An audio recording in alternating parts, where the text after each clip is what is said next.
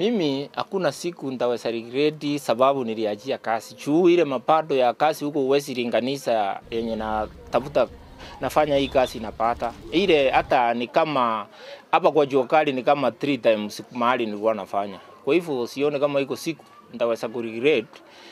Nikuje niseme si afadhali nirudi huko kazi. Juu hata mwenye alikuwa ameniajiri alikuja na yeye alikuja paka hapa kwa kazi yangu. Akanipembeleza akaniambia ataenda kunilipa double kwa ile pesa alikuwa amenipea na nilikataa.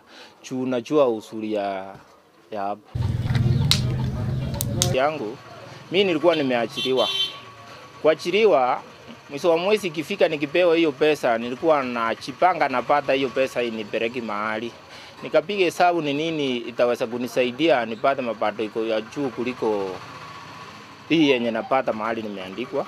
Ndio nikapiga hesabu yangu, nikafungua hii kazi sikuanza hata kuuza hii miguu, nilianza kuuza na kichwa.